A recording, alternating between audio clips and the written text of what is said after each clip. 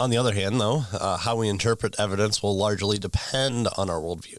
So there's a complex, this two-way relationship between worldviews and evidence. Right. It's not just one or the other, it's both. And that means one can't refute another person's worldview by simply appealing to the evidence. Right. Well, let's just look at the evidence. Yeah. Here's the clom. Here's the minimal facts argument. Oh, well, I know that men don't rise from the dead. Let's go to the morgue. Here's my evidence. Yeah. Well, okay, that's your evidence, and here's my evidence. So what do we do with that? Yeah. Okay. Yeah.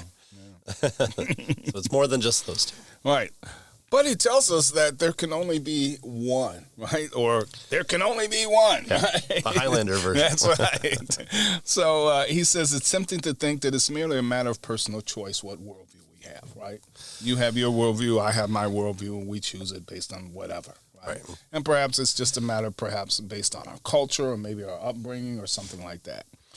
He says that we see the world through our worldview, and you see the world through your worldview, and so there's no right or wrong. It's kind of, we might say, relative to the individual. The worldview is relative to the individual, right? One person sees it this way in terms of the way the world is, another person sees it that way. So worldview relativism, we might say, right? Well, and that's not entirely wrong, right? So while it's true that our culture, upbringing, education do have significant influence on our worldview, we need to recognize a very important point. The fact that our worldviews are influenced by these factors doesn't mean that all worldviews are equally good. Okay. So even though our worldviews are influenced by the society that we're in, how we've been brought up, the people that we are around us, doesn't mean that everybody's worldview that's different is equal to everybody else in terms of equally good about how the world really is. Right.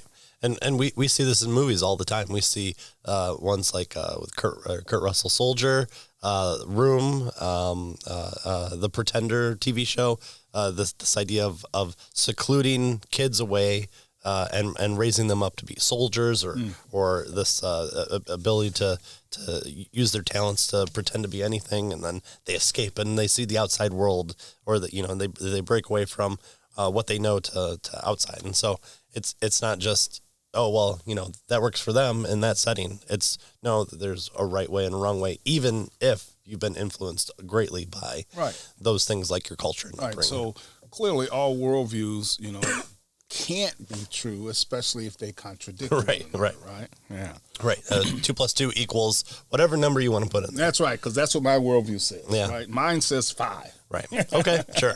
But that's not the good one. Not if you want to land the rocket on the moon. The fact that our worldviews are influenced by these factors doesn't mean that they're equally good, but one worldview can be more true than another worldview, and in the sense it better represents reality. Right.